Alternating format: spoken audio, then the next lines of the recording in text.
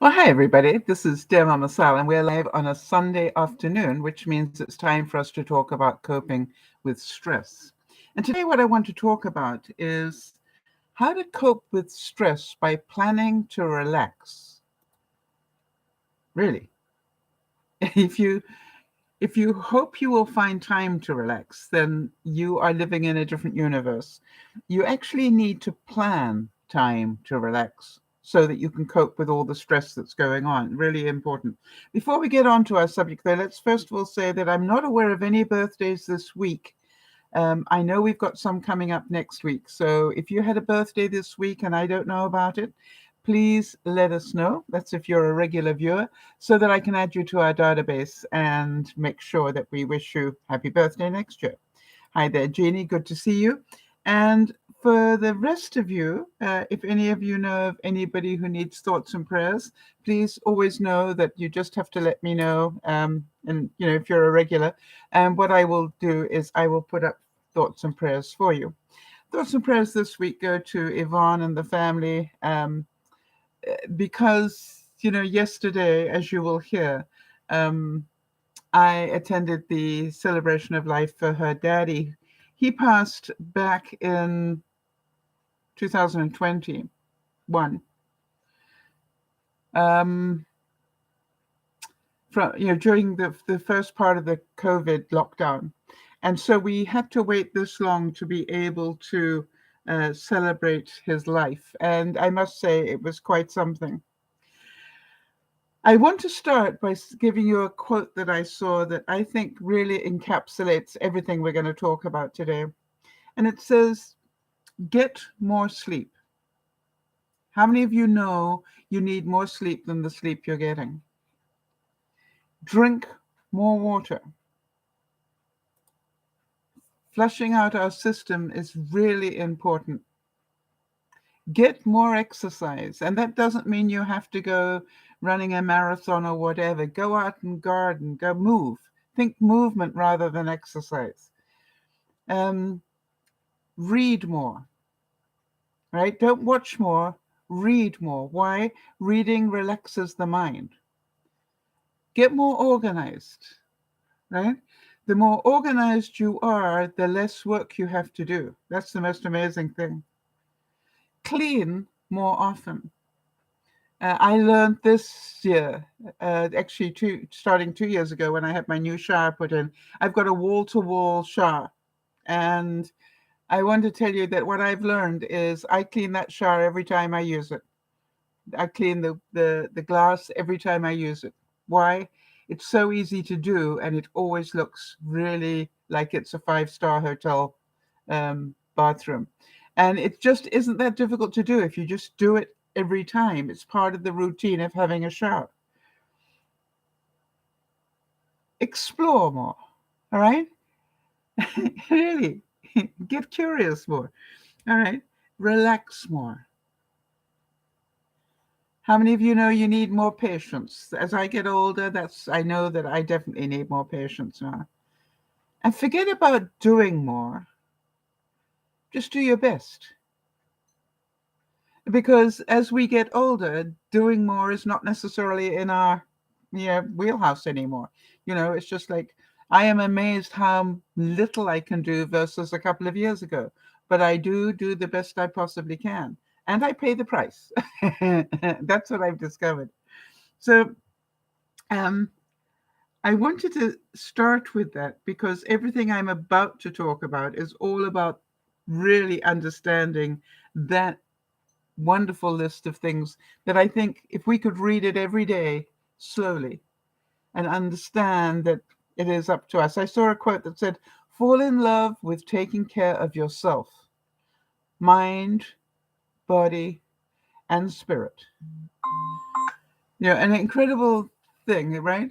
Fall in love with taking care of yourself. As you know, I was very busy yesterday. We had the celebration of life, but before that, I'd had a week of being really busy, helping Yvonne get things ready for that celebration of life. So, for those of you who were in the broadcast on Friday, you know that I also, you know, worked on taking some food with us, and I'll talk to you a bit about that. So the first thing was, then I did the video.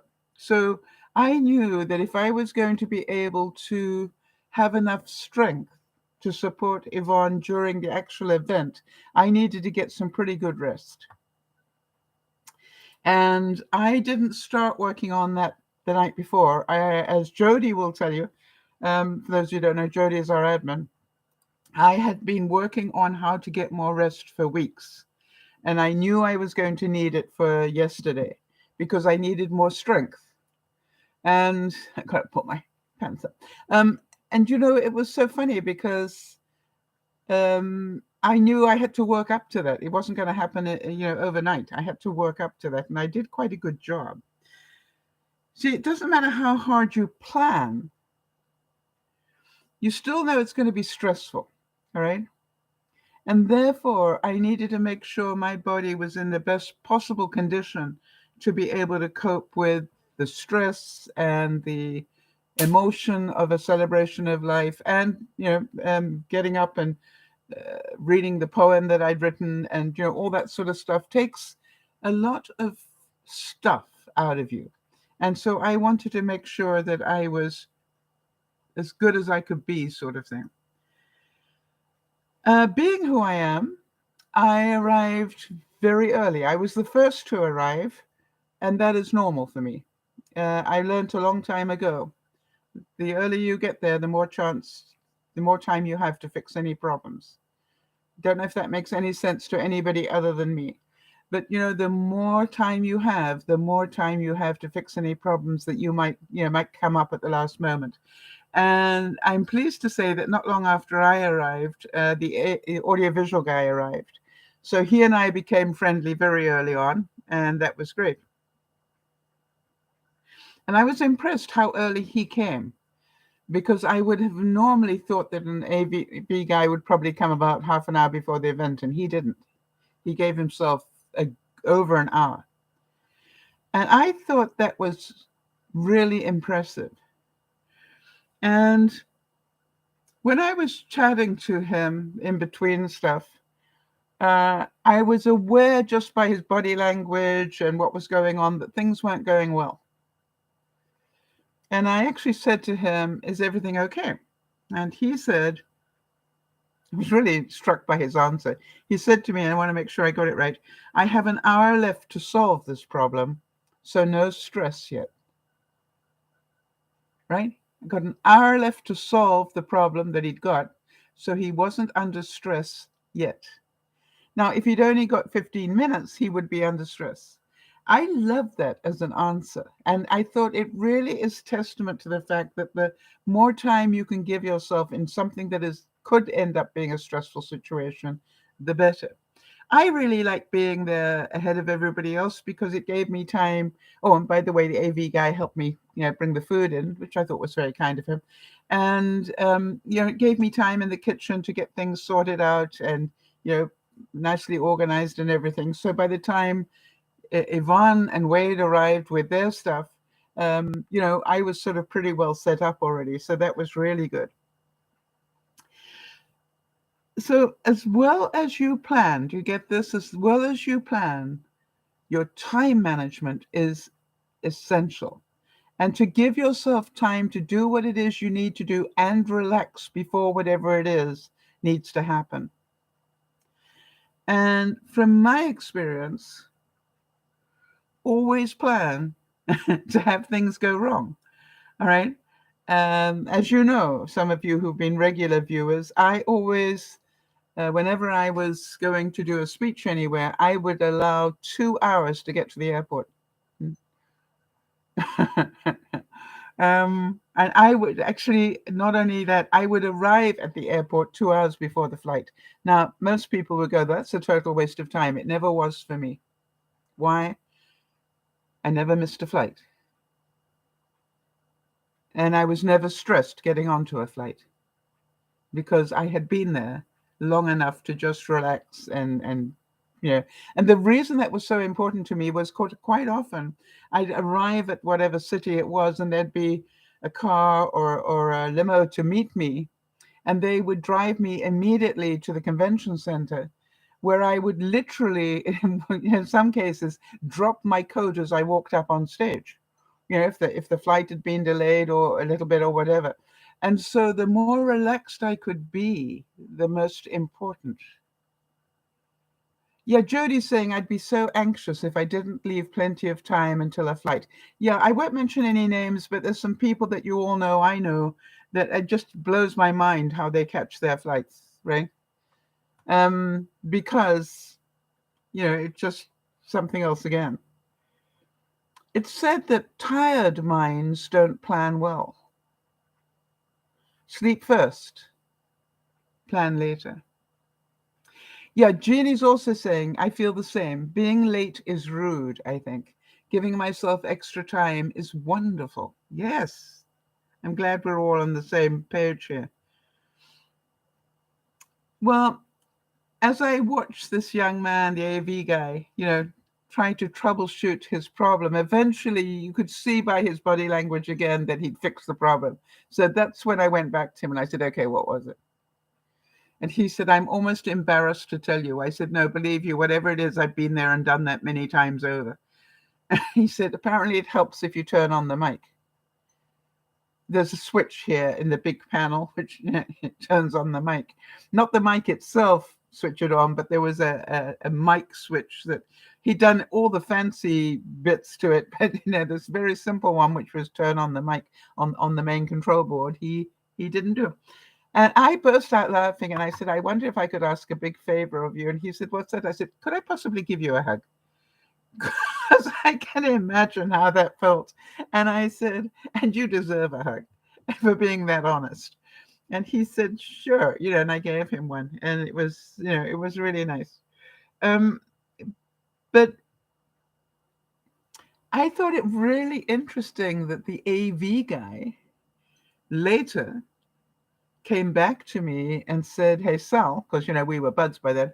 And I said, yeah, what can I do? And he said, I was wondering. And I went, uh-huh, because, he's going to ask me something that I didn't need to do. He said, I was wondering whether you're going to be one of the last ones to leave. I said, oh, I will be the last one to leave because I won't leave here until we've tied it up. And he said, that's what I thought. First to arrive and probably last to leave. And I said, yep. And he said, could I ask a favor? I said, you can ask. whether I agreed to it or not is a whole different ball of wax. But ask away. And he said, is there any way you turn off the lights as you leave for me? And I said, would that mean you could go home now? And he said, yep. And I said, I think that's a very good idea, but you'd have to train me how to turn off the lights. And I'm not being funny because you know exactly where the light switches are and what to do, and I have no idea. So therefore, walk me through it. Tell me, show me exactly what you would do if you were doing it, and let me follow you. And and he showed me, and I went, okay, I got that. Definitely within my pay grade. 1, 2, 3, 4, 5. In another room. And he said, that's it. I said, okay, fine, I can do that. I said, off you go. Have a wonderful day.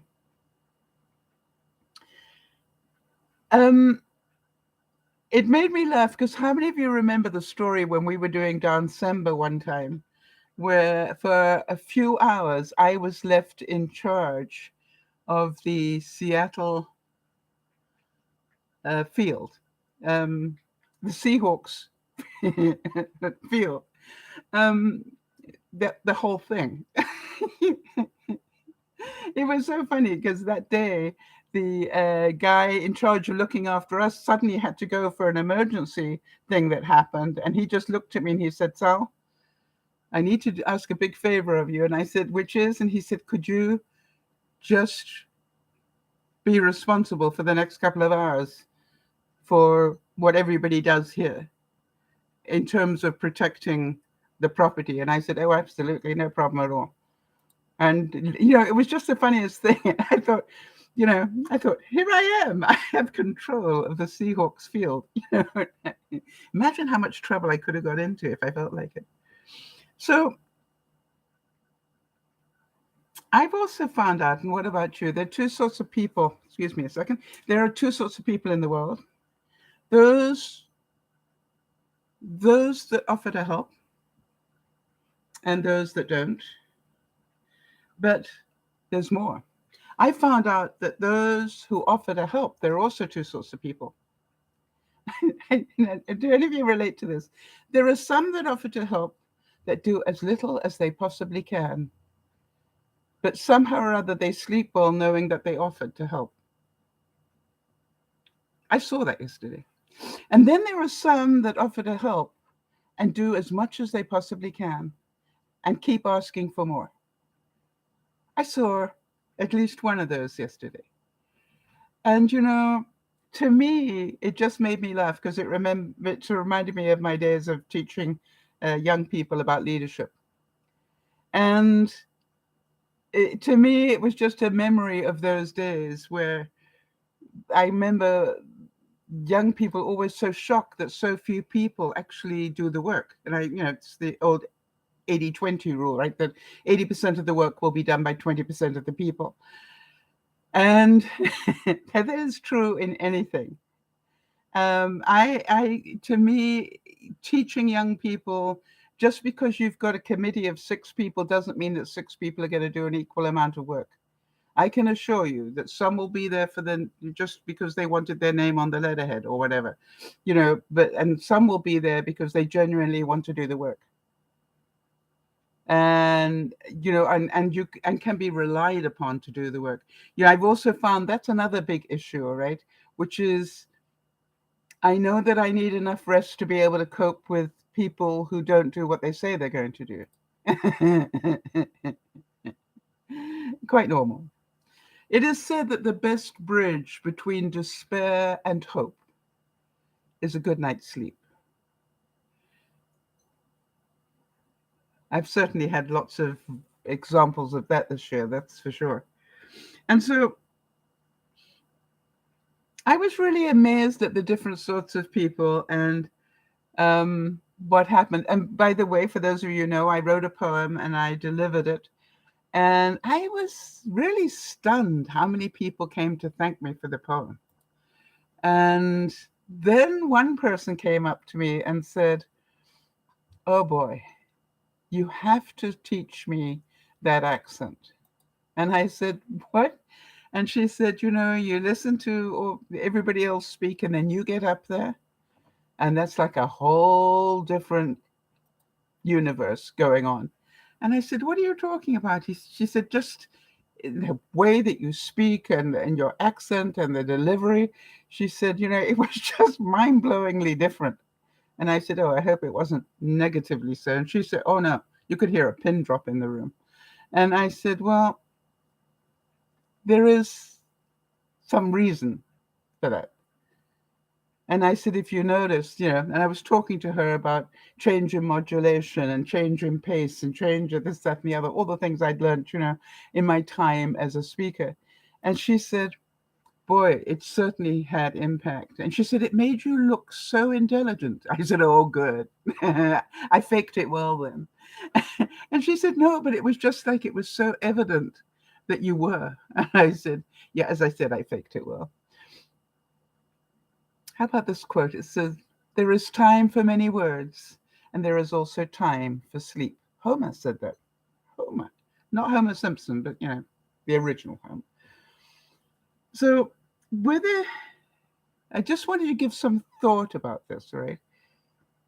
If you were trying to support somebody going through a highly emotional time, that would be a wedding, a funeral, a celebration of life, a divorce, anything that is highly emotionally charged.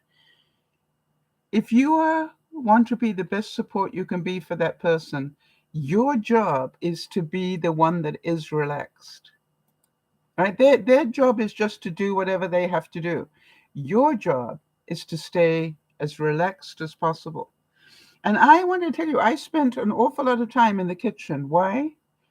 I wanted to make sure that I could keep an eye on what was going on. I'd be in the kitchen and then I'd go out and put more food up and then I'd check what was going on, what needed to happen next. What was missing, what else could I do to make the things go the way that they would have wanted it to. And it was really quite entertaining to see it. And I was really pleased at how different members of the family took on roles that to help out and everything. It was just really great. One thing that I did do, as I think is I did do a little bit of risk management, because there was you never really know at something like that how many people are going to turn up. Because it's not really what I call an RSVP type event, all right? It's just like you advise people that it's going to happen. And people will say, oh, thank you for letting me know. Yeah, we'll be there. But you never really know how many people actually mean what they say. And so therefore there was this sort of best guess, and the best guess was about 25 people. And then my question was, 25 people with spouses would make it 50. Hi, Iz, good to see you. And so that takes it to a whole different ballgame. What about 25 people with spouses and children? Maybe they bring adult children with them. And so the thing can escalate very quickly without anybody really realizing it.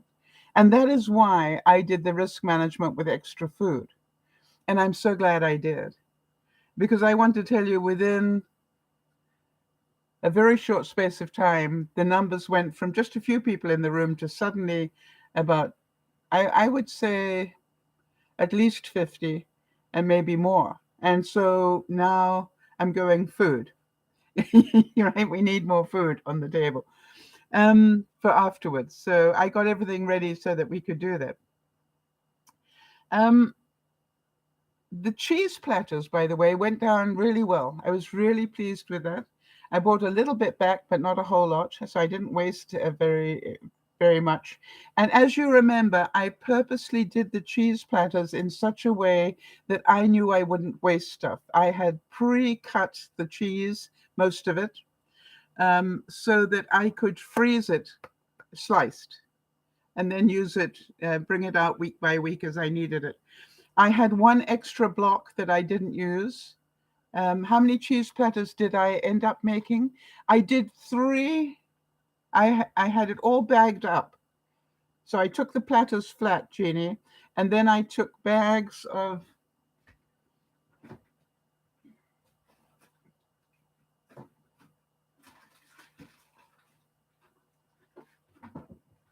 this is about planning to relax, right? This were for example, there were more in here, but this is the number of grapes for a platter, one platter, right? This was for example, these were the number of ham bites for a platter. And then these are the cheese and tomato bites for a platter, right? So I just had them all bagged up like that. I probably did 5 platters eventually. I think 5 or 6. So I brought some home. I want to get these back in the fridge.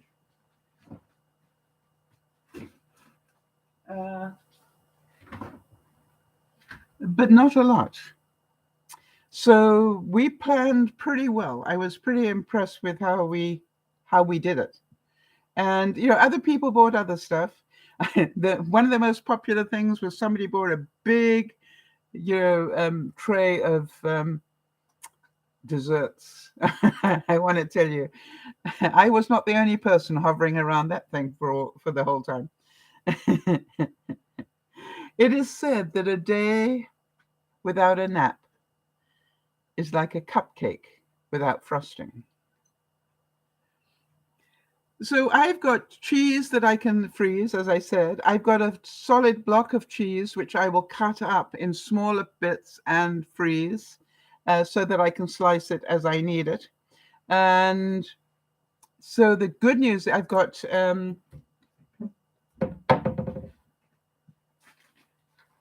I've got little bits left over from the crackers and stuff, and they will last forever. Oh, Jeannie's saying, I'm taking notes for a 524 funeral. I expect only 4, but John added at least 2 more so far. Yes. So I really recommend that. I did where are they?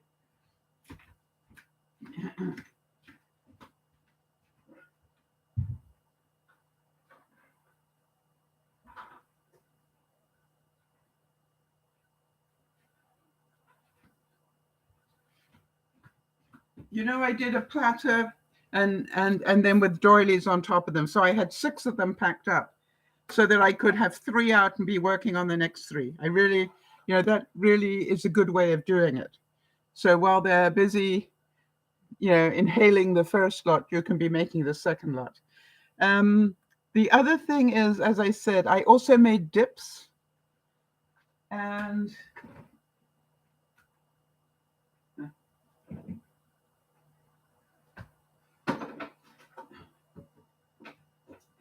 oops. I haven't got as far as freezing them yet, but I made 3 different lots of dip like this, and I will freeze them tonight. I will keep one out and then freeze the other one because I've got about 2 left. Yeah.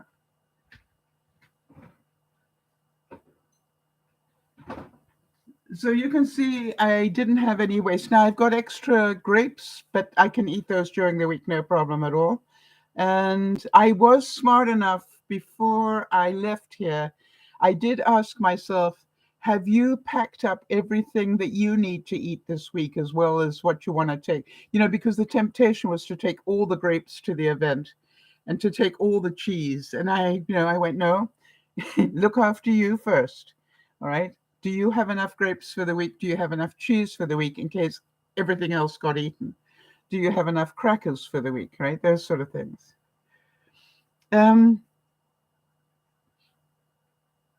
I must admit there was a sort of, can you understand that there was a sort of moment where I saw the extra people arrive and I was glad I was who I am and that I risk manage things.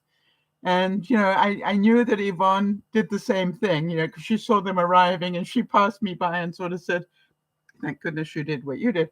And, it was just like, that's how I relax. I relax by knowing if this happens, I've got it covered. I thought this was a nice quote. It said, never waste any time you can spend sleeping. Never waste any time that you could actually spend sleeping. I think we get out of the habit of sleeping. Have any of you found that for some reason during the pandemic, we slept less, not more? I'm not quite sure why that was.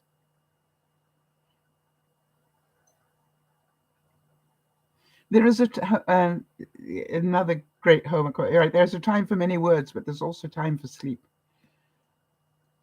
So when you look at it, I was really sad that the facility, and I'm surprised we haven't got past this yet, that we're at a church, and I was surprised that they didn't have drinking water available through some system. All right. It broke my heart to see how many plastic bottles had to come in so that we could give people water. Are any of you getting frustrated with that now? It's like, no, we've done the plastic thing. We're over it now. That's history. Now we need to not use plastic. And I was amazed over and above that they didn't have separate recycling. When you looked at where do I put stuff, they didn't have a recycling bin. And so I bought a lot of the recycling stuff home so I can recycle it. But I thought they would have by now, a church that has people there all the time and has events all the time, you would think that they would have sort of come up to speed on that one by now. I was really sad as well that my hearing apparently has deteriorated to the extent that I really couldn't hear what was going on. And I did put my hearing aids in and I still couldn't hear. And that sort of was really sad for me. But you want to know what love is? Before the event started, Yvonne walked up to me and handed me a folded piece of paper. And I said, what's that, Bonnie?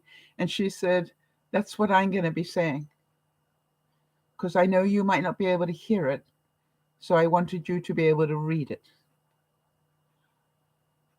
How kind is that? Right? Talk about an act of love. And I was so glad because as she was reading it, I was reading it as well. And I just was, really, um, really touched with it. Yeah, I agree. Is, really thoughtful of her. She is so special, yeah. And how about this quote? Some people will be critical no matter what you do. Don't take it personally. It's more about them than it is about you. Um, I really appreciated the person who came up to me to thank me for the poem.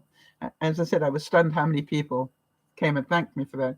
And this one person said, what really touched me was how much time you must have spent on that. And she said a lot of people got up and spoke, nice things and everything else, but you could tell that it was off the cuff. She said, when you got up, there was no doubt in anybody's mind that you had spent hours and maybe days, working on that. And I said, then I'm happy because he was worthy of that, in my view. And it was nice because it was one of the family members who said that. So again, do you understand that taking the time wasn't a waste of time because people appreciated that it had taken time? And somebody said to me, how long did it take you to write it? I said, quite honestly, to write it probably took me about an hour because I sort of knew roughly what I wanted to say. So I said writing it, sort of the broad strokes of it, took me about an hour. It took me nearly a week to finesse it. To practice it and make sure the timing was right and that the up, the highs and lows and everything were right for me. It's like as long as I was happy. So to me, writing it was the easier part, if you like. And I think that's true of a lot of things, right? It's the delivery that really makes the difference. I've said that to you before so many times, all right, that you can take the words of a song and just reel them off, blah, blah, blah, blah, blah, blah, means nothing. But if you do it with the right music, if you do it with the right delivery, it just makes a totally different understanding of the words. Taking time to live will only inspire your work. Taking time to live will only inspire your work. Somebody asked me, was I a poet by trade? And I said, yes and no. Yes and no. I was somebody that made their living delivering a spoken word. But I said, the poems I write out of love. Jeannie's saying, years ago, my neighbor Kate told everybody that when she died, she wanted Jeannie to give the eulogy. When she died, her son asked me, I was so honored that she trusted me. Yes, of course. I think, whenever you are asked to do something like that, it is a great honor. I am not unaware of the honor I have tomorrow. Tomorrow, a handful of people will go for the internment and their family. And Yvonne phoned and said, and so. And, you can probably hear that in my voice. It's just like, that was so special to me that she would include me. So I just am so impressed with how well it all went. And it went so well because it had been well planned and that it wasn't rushed. And I think it is really important that you really get this. Whenever I trained young people on leadership, what I trained them on more than anything else was plan for everything you possibly can, right? Plan for it to go right and start there. But plan then for it to go wrong, and what will you do as a backup? And then plan the backup to the backup. And then plan, one of the things I always said to the facilitators, plan who you want on your team. Don't pick people like you. The most dangerous thing you can possibly do in teamwork is to, put people on the team that are like you, because you're not covering the bases then. That make sense to all of you?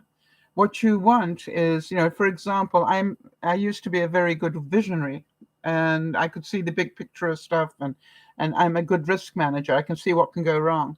But I always, the next two people I wanted are two people that were heavily analytical. Why? Because I needed them to pick up the pieces. All right. So I could go ahead and keep seeing the vision, but they'd be picking up the pieces behind me in terms of, yes, Al, but have we thought about this, that, and the other? And, I cannot tell you how many times they saved my bacon. And they taught me a lot, to me, they were the most important people on my team, the ones who had a different mentality from mine. And the reason Yvonne and I work well together is she is very OCD, and I am, not. Right? And so from that perspective, between the two of us, it's really important. Oh, isn't that kind? Jeannie's saying she's still on her subject here, which is on the 24th of May. No priests can come to the burial. That sounds really strange, because they're all going away for 3 or 4 days to a conference. So funeral director who knew Jeannie's husband will say a few words. And that's really nice.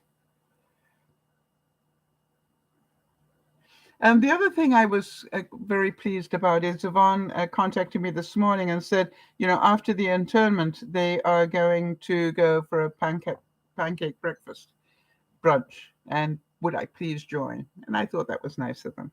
How many of you are going? I'm really going to, really going to enjoy that. Yeah, Ginny's saying I was talking about what can go wrong. Yes, not having any priests is pretty wrong, isn't it? So did they warn you about that when you booked the time? Because to me, it would be like, that's not a good week to have anything happen, because we're all going to be away.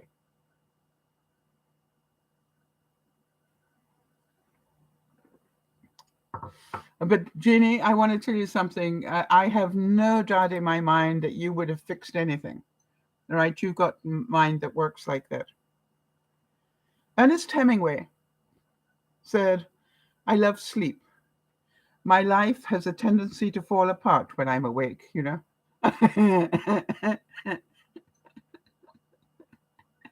I found that, I thought, yeah, that is so true. That is so true. And, again, I want to tell you that I worked so hard at being able to get enough sleep so I'd be ready for this, that I completely changed my routine and all sorts of things just so that I could do everything I possibly could to catch up on sleep. It was really quite funny. Now then, we've had a week of preparing. We had the celebration of life yesterday. We've got the interment tomorrow. Guess what I'm doing on Tuesday?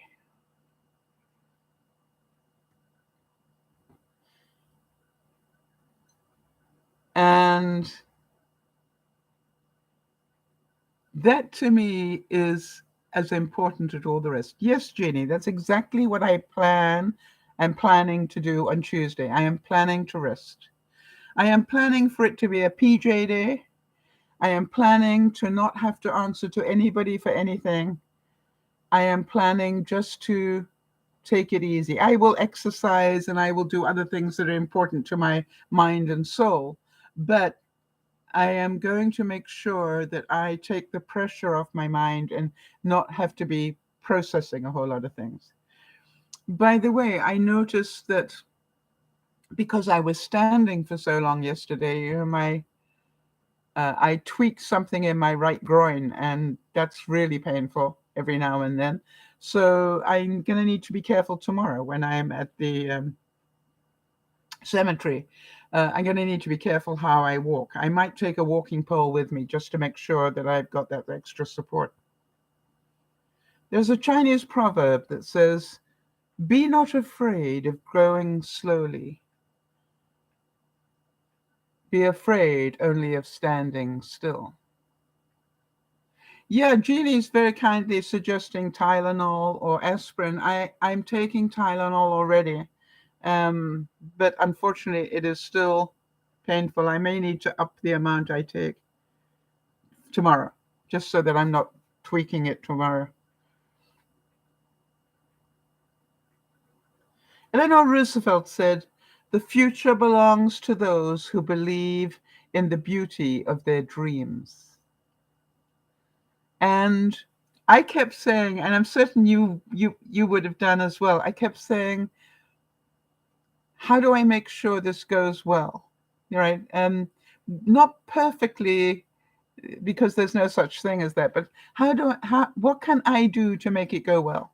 You know, have I done everything I can to do my part in that? And it was, I must admit, by the time I got home, I went waiting to exhale. Um, I felt good. I felt that we'd done the job. So tonight, after I finished tidying up the house a bit more, and by the way, can you imagine what my kitchen looked like yesterday when I brought all those platters and everything else in, and then tried to run the dishwasher a few times and so forth. And then, quite honestly, this morning my kitchen still was covered in stuff. As you can probably imagine, it'll take me a couple of days to get everything cleaned properly and put away. So what I didn't panic about that. I just took whatever was on the countertops, and I just went and got that one.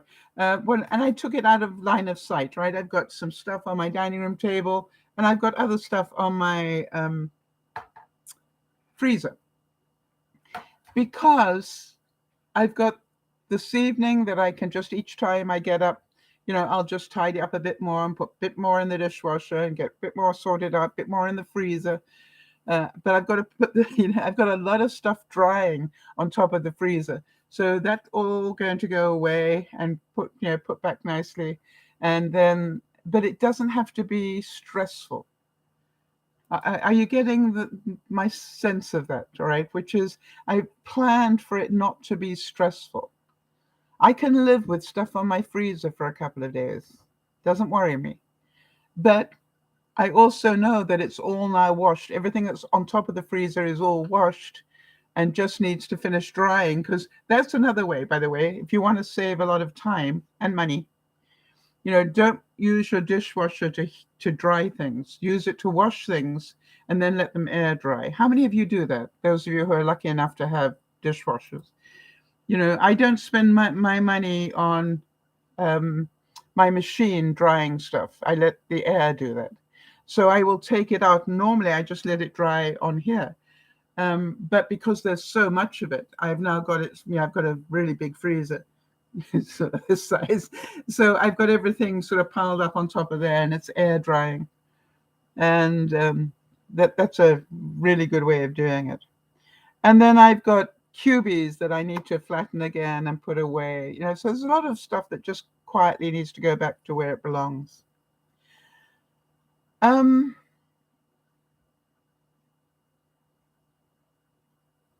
Do you also understand, though, that in order to relax on Tuesday, that's my plan, what will I need to do before Tuesday? You see, I'm not going to hope that I'll be able to relax on Tuesday. What I did was, what has to be done so that you can relax on Tuesday? I've already done the wash. It's all on my bed waiting to be put away. In fact, I did 2 loads. really, I just need to put stuff away and I'm back to normal. Yeah, I did another load this morning in the dishwasher. I'm just trying to think what's left. And then I can just put stuff away and I'm back to normal, which is awesome. Which means that even tomorrow night, when I get back, or tomorrow afternoon, I should have a little bit of quiet time as well. By the way, did I go out and get fresh air today? Yes, I did. I went out to see how my vines are doing. You know, we had a really tough winter for us, and I'm certain, you know, that you guys in Maine and New Hampshire had a worse one than we did. But we had an unusually difficult winter, and I wanted to know, you know, did my wisteria survive? did When I say did it survive, are there any signs of life? You know, I've got um, I'll think of it, you know, other vines that are growing. And I went out and I was delighted to see that the one already has green leaves on it, which is awesome. And the other one has buds starting. And I went, wow, they both survived. I lost two. Two didn't survive, but you know, uh, that happens. So,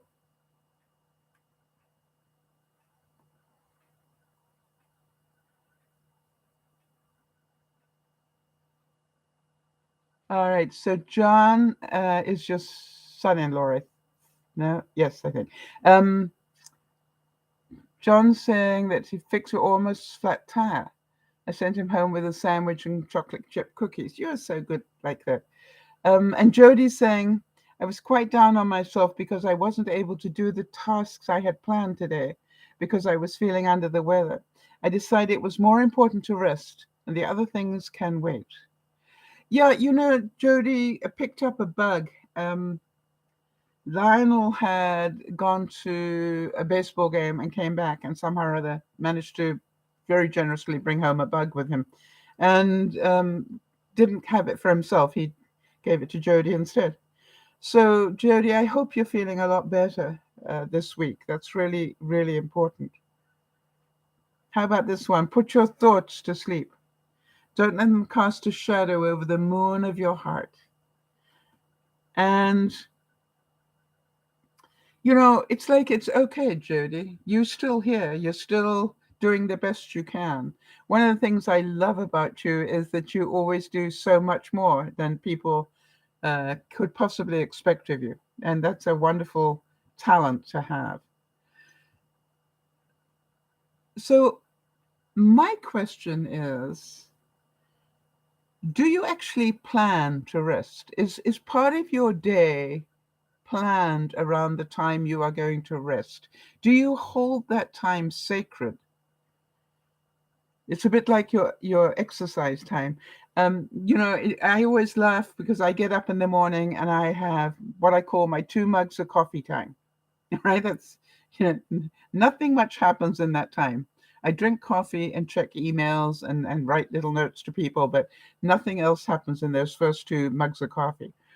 And then I have, you know, things like my exercise time or my fresh air time or my do something for the house time or my, you know, it's like I have these little bits during the day. And now what I've started doing, because I got into the habit of only getting to sleep at 3 o'clock in the morning, I have started going to bed earlier. And that means I have to start planning to go to bed earlier, which is very difficult. Right. And Jeannie's saying, I listened to you when you said some days give yourself a break. Don't give yourself a break. You don't want to have anything broken, Jeannie. Give yourself some rest. Yes, not a break. And so she's saying, I rested a lot today. You see, isn't it difficult though? How many of you find that when you rest, you feel lazy? Yes, and Jody's saying the resting is equally as important as the productive time. It's good balance. I know that when I came home last night, yesterday afternoon, I knew I didn't have to get everything out of the Jeep, right? What I needed to get out was anything that needed to go in the fridge. But if I really felt too tired, the crackers could stay in the Jeep overnight. You know what I mean? It wasn't a big thing to get them out of there, but I did because I was feeling good. Um, and then I looked at everything and the same question, what has to go into the dishwasher first? And that's anything that had got greasy food on anyway, all right? Um, so that was really important as well. So everything is about, and what can wait. For example, these platters have doilies on them that are going to get thrown away, but I've left it on here to remind me this doily needs to go, and then I need to wash the platter. So I intentionally left them like that.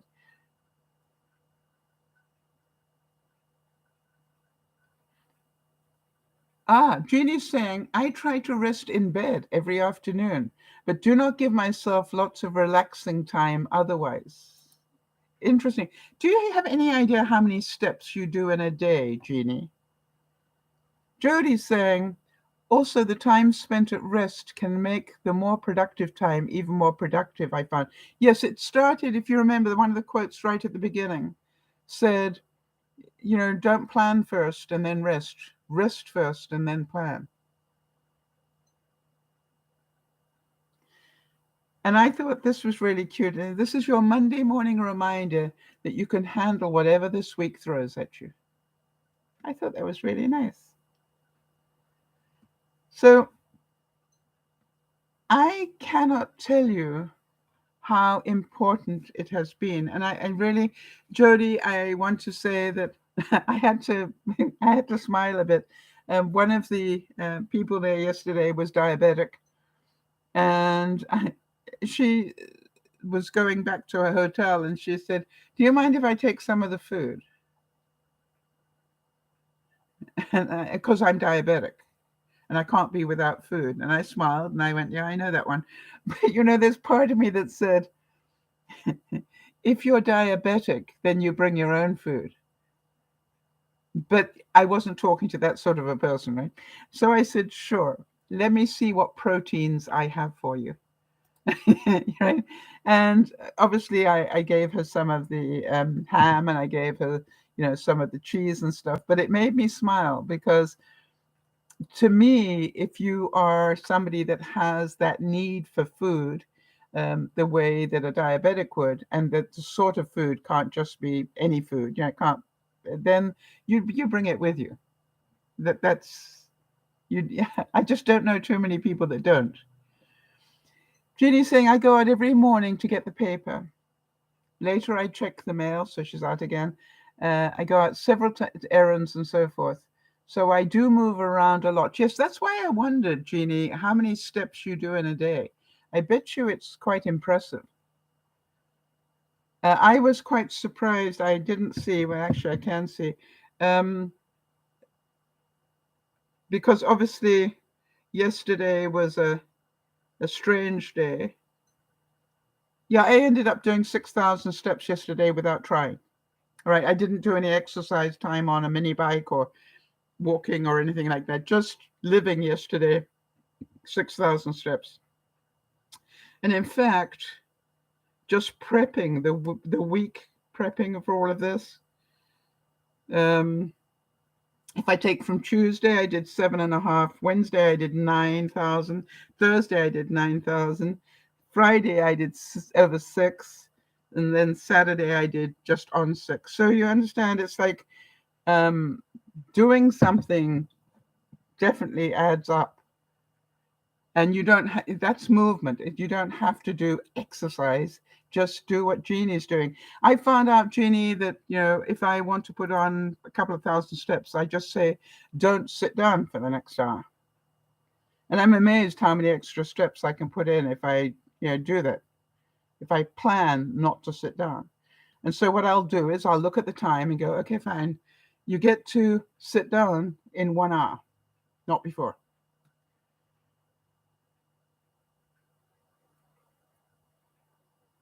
So I ask you to have a look at your life and ask yourself, who is running your life? Is the world running your life, or are you running it? And the whole issue about rest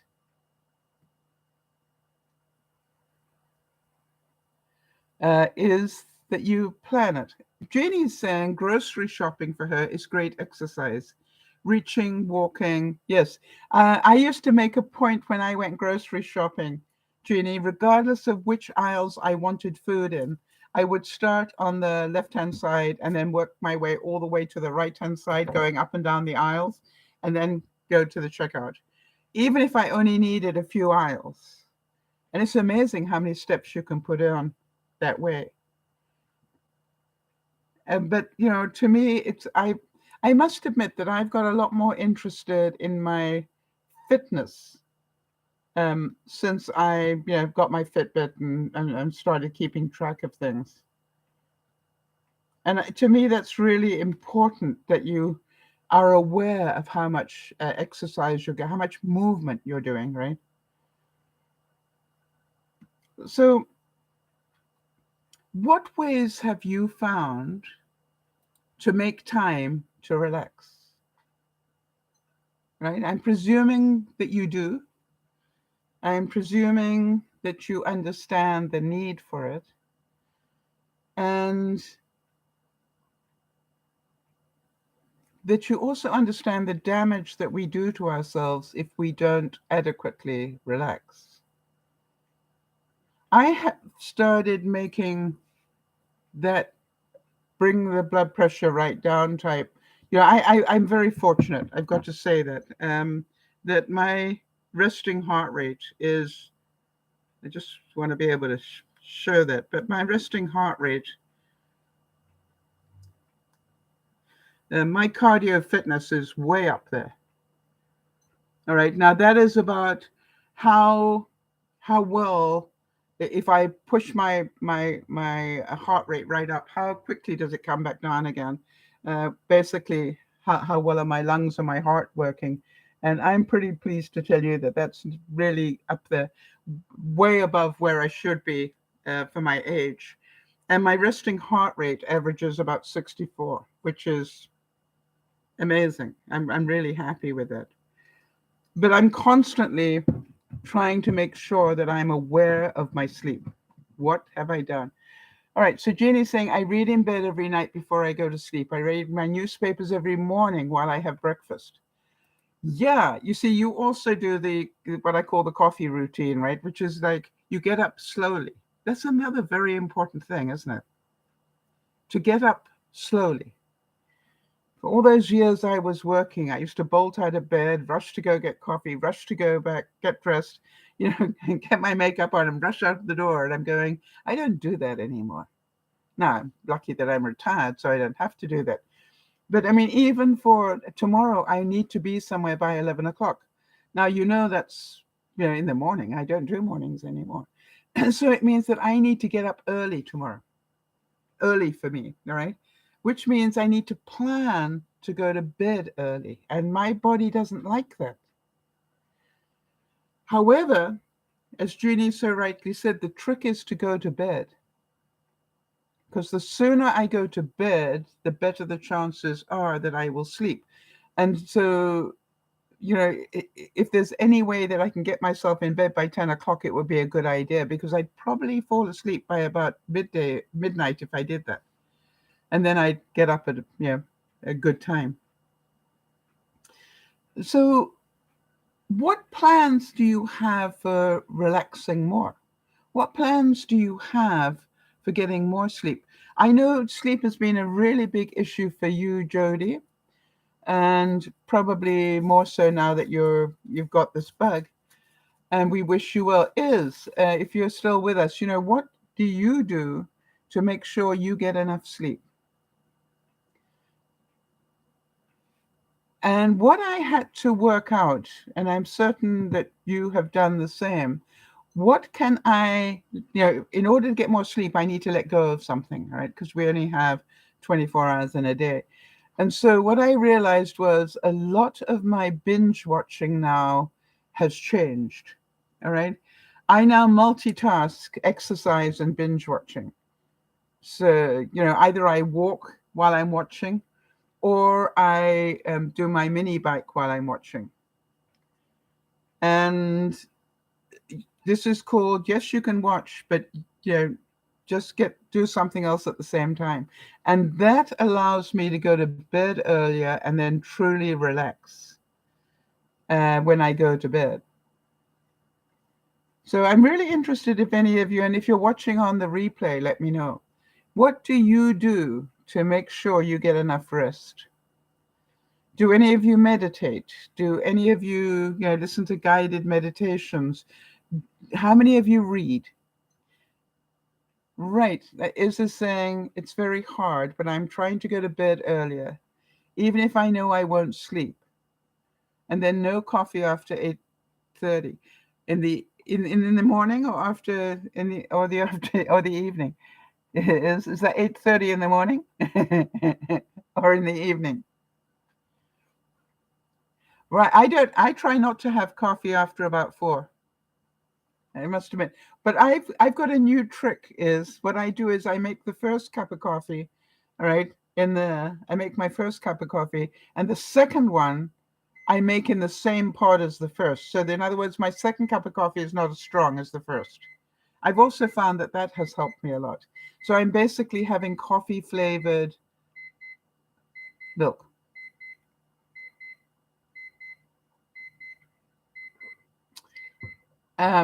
So I'm not getting as much caffeine is really what it's about. And again, sodas and stuff like that. What else has caffeine? Jody, you'll always help me on those things. All right, we know that most sodas do. So if you can, cut back on anything that is, something's beeping.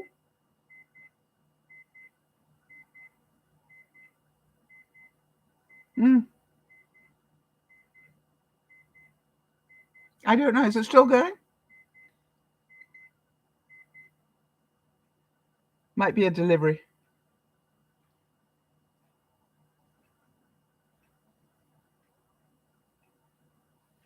It's still going.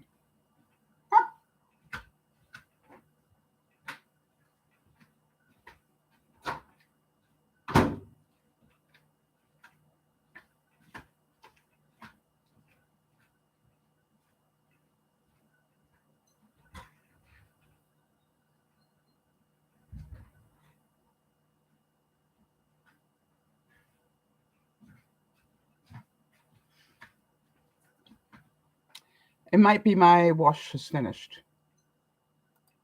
That could be what it is. But thank you for letting me know. I've got a sort of routine of things that I check that are important. So very, very aware.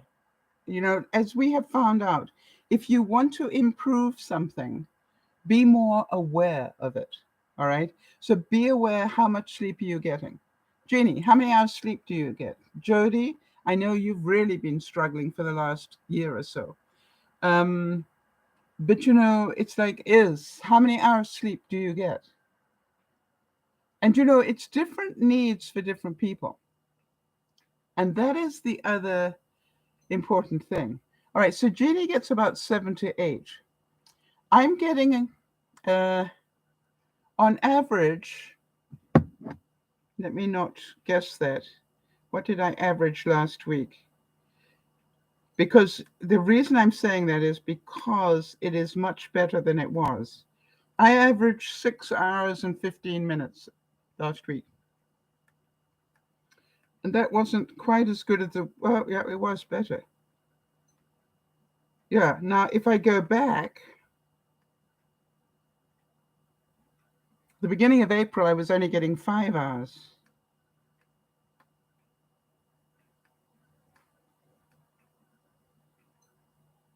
So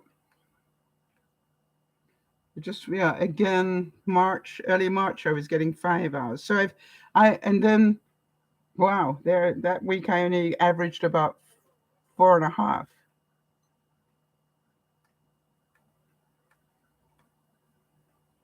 So I'm quite happy at the moment that I've got it up to an average of 6.25. And to me, that is an improvement, and that's what I'm looking for, improvement. Yeah, Isabel's saying, I think I'm premenopausal, and so I can't sleep a lot, 5 hours at the most. Yeah. My doctor recommended that I add more melatonin and that I take more Tylenol at night for my pain in my hips. So, and that does seem to have helped. I was quite surprised. Plus, if you remember, the pharmacist recommended that I take my anti-cancer drug thing in the morning rather than at night because it gives me the night sweats when I take it. So, you're very, if you are only sleeping about 5 hours, are you getting a cat nap in during the day?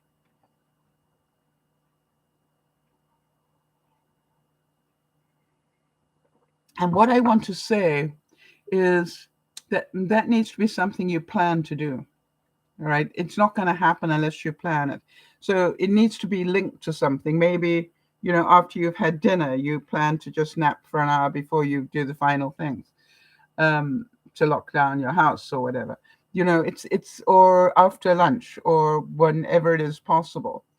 And it's to make that, I guess I go back to that quote, all right, that to make that an important part of your day, looking after your body, mind, and soul is more important than you can really imagine. Jeannie's saying that she is a light sleeper.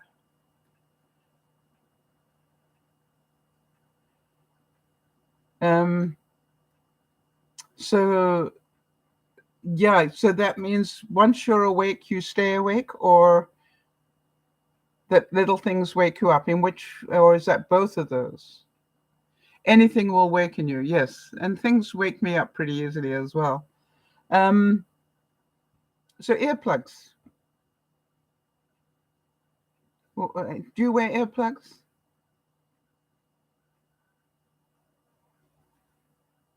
That will help those extraneous noises. I think as well, Jeannie, if I may say this, that are you more of a lighter sleeper since the fire?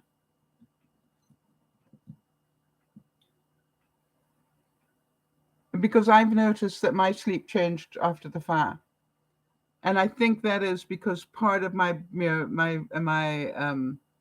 defense system, my internal defense system, doesn't want me to sleep too deeply in case there's another fire. And not logically brilliant, but it happens.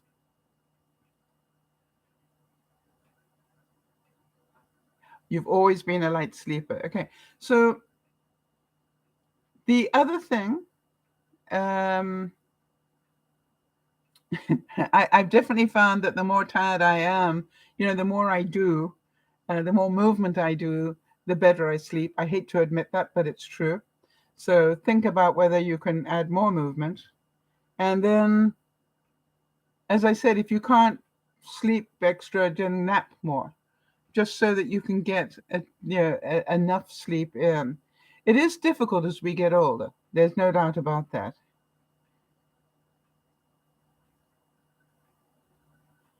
Yeah. And Ginny's saying that when her dog, Misty Moore, would cry for some reason, I'd get right up and talk to her. Yeah. And certainly, I mean, look at Jody. She's got Taily and now Peeps the canary going as well. So it must be difficult during the day for Jody to get any sleep in. And for those of you that have children or whatever, I know that my mother always had a 2-hour quiet time in the afternoon, and that meant quiet time that the children did not bug her. And she went to her room. I always remember that. She went to her room, and between 2 and 4, basically the house had to be burning down before we knocked on that door. And she did a good job of it because we didn't. We go, oh, we better go ask Mum. Oh, no, we can't. And so we learned to cope better on our own. And that's an important thing, to teach children that boundary as well. Just because you're their mother, it doesn't mean free access 24/7 365. Yes, in Jeannie's saying in Europe, 2 to 4 would be siesta time. Um, they sort of got that worked out, but then they go back to work. And then what time do they close? Closer to 9 or 6. I can't remember what time they close. And not all of Europe, just some. Mostly the Spanish areas do siesta.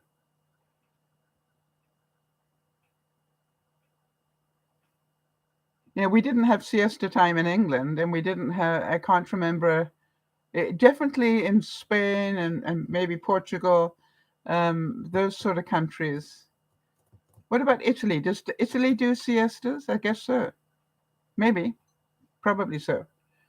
So the Mediterranean, more likely. Yeah, I had a feeling they work until 9, so they do a really long day. Did any of you watch the presidential, what do you call it, the press corps dinner?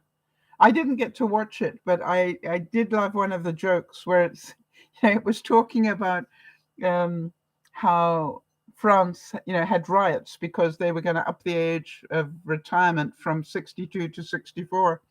And they rioted in the streets because of that. And then the comedian says, and here we have, an 80-something-year-old president begging to be allowed to work another 4 years. I thought that was really beautiful. Oh, interesting. So in Italy, they close for 3 hours. That's interesting. Thank you. Yeah. And the people eat much later. That's absolutely. They eat 9 o'clock at night. So they have, a bigger lunch, and then, again, it's all about customs, isn't it? That those countries are inclined to sort of have very little for breakfast, have a bigger lunch, and then a nap, and then have a big meal in the evening.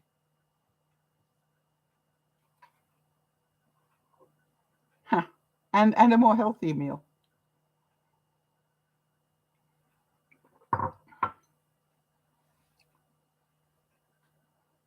It's a very different way of life, that's for sure. And I think I have been in situations where I know that my natural sleep clock changed dramatically in different times of my life.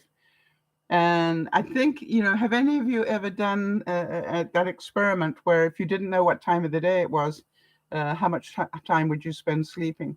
And the interesting thing is, if I am correct on this, and I think I am, that you don't sleep nearly as long. If if you can't see that it's daylight outside or whatever, and you don't know it's morning and you don't know what time it is, number one, you eat far less, and number two, you don't need as much sleep. So a lot of our eating is predicated by the fact of time related. Or if it's this time, it's time to eat breakfast. Oh, if it's this time, it's time to eat lunch. I think it interesting, for example, with those cultures that do Ramadan, where they literally don't eat from sunrise to sunset. And that isn't in the winter. That's in the summer or in the spring, where there basically is 12 hours of daylight. So you go, we don't have to eat as much as we know. For those of you who've tried intermittent fasting, changing that eating clock, I think, was one of the most important things that I did for my health.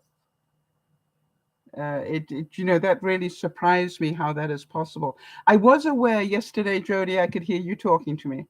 I was aware yesterday I had more carbs than I would normally have, because there were croissants with, cheese and ham in them. There were, lots of dessert type cakes and things. And I went, okay, it's a high day and a holiday, and I am allowed to have that. Yeah, Jeannie's saying that they had trouble trying to understand how kids could eat so late and then get up so early for school. That's because they don't know any differently. All right. It's the same way as if you think about it.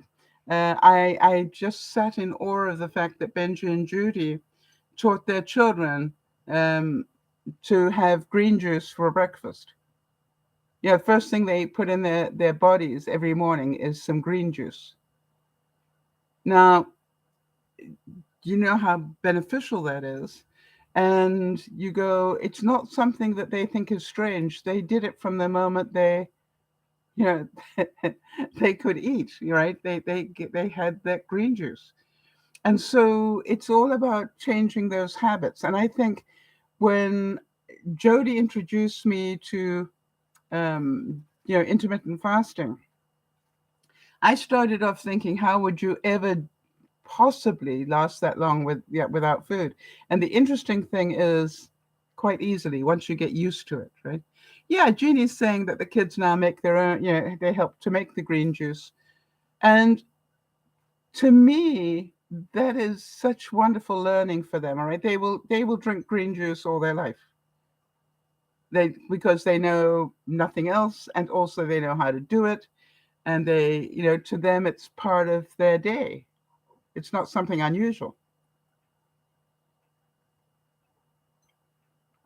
For those of you who remember the days that I used to travel with Benji when we went to um, different shows and things, I cannot tell you how much time we'd spend some days just looking for green juice, because he couldn't find it in the hotel, so we'd have to find whatever.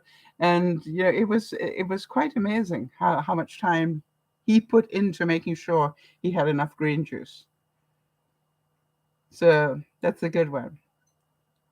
So there we go. That's what I wanted to remind you about today is, do you make enough time to relax and or sleep? And if you cannot sleep, being able to relax. And what do I mean by relax? That is not playing a game on your phone. That is not that, because that stimulates your mind. How do you feel, by the way? I don't know if I asked you this, that came down this week. How do you feel about the fact there is now legislation coming through where we don't allow um, children on social media until later on in their teens? I'm trying to imagine what that's going to be like for those that have used it, to suddenly have it taken away. I cannot imagine what that's going to feel like. I actually think it's a great idea, but I don't understand how you're going to take it away from the ones that have already done it. It's a bit like everybody learning not to smoke. You just basically had to start it with one generation, right? And one group, and say, okay, now this is where we do it, and everybody after that, smoking is a bad thing. And how long did it take? It didn't really take that long, did it? If you think about it, it changed in my generation, because when I was a child, smoking was what everybody did and everywhere. And by the time I was 50, it was taboo. So that took, really, if you think about it, it's just amazing how little time it takes. I know 50 years is a long time, but you understand once you've made that decision. And by the way, one of the people I met yesterday at the celebration of life, I was talking to her about that whole marine biomass regeneration thing I was talking to you guys about. And she was fascinated with it. And I actually am going to send her the links. But she said she had not heard about that, but she wanted to. She was very environmentally conscious. And she said, I'd really love to hear more about that. And I said, yeah, it's mind blowing what they're doing. And she was telling me that her son, or a friend of her son, I can't remember which, um, and that he was saying to her that he actually is excited about the future. He thinks that they will, in his generation, they will find the answers. He doesn't feel that it's the end of the world and that there's going to be a terrible situation. He believes that we will need to find the answers, and therefore we will. It's a bit like going to the moon. When America decided they would go to the moon in a hurry, then the answers came very quickly because they had to find them. Yeah, Jeannie's saying flavored cigarettes are a problem to be solved. Flavored cigarettes have been around for a long time, haven't they? Yeah, I can remember flavored cigarettes in my day. And I can remember Sobranis. Don't know if any of you ever remember those. They were the cigarettes that had the different colored paper, like fuchsia and teal and whatever. And if you smoked one of those, and they had gold tips on them, gold foil type tips on them, and they were very fancy. Yeah, interesting how things have changed. We were talking about drugs on Friday, but I think we will see this go in waves. Obviously, there are a lot of companies that are very keen to have people continue to smoke or go back to smoking, and they will find different ways to make that happen, is my belief. And the same thing as when we cut down one sort of drug, they will invent a new one for the teens. I really am glad I don't have teenagers. In my it's just like I cannot imagine how scary that must be today. And to me, it is. I just don't see the answers. I've tried very hard to try and work out what would I do if I were in that position, and I just don't know the answers to this because there is no easy answer. That's for sure. So everybody, I hope you have a wonderful week. I will look forward to Tuesday. And I'm pretty certain that tomorrow will be very emotional at the start, when we do the interment. But then after that, I'm pretty certain everybody will exhale because we will have done all the bits then. And so that we can all relax and just have a nice meal together and then go home and rest. That is my hope for everybody. Thank you, Jeannie. Jeannie's saying thank you for the broadcast. It's my pleasure, to me, it is always life shows me what we need to be talking about. And Jody, I hope you feel a lot better soon and do all the things for you that you would tell me to do for me. I notice you're very good at telling me how to cope with being ill, but you really don't do it as well for yourself. But that's quite normal as well. So this is DearMamaSal saying, thank you for being here. Thank you for doing what you do. But please remember, please get more rest and relax more. Really important. Bye-bye for now.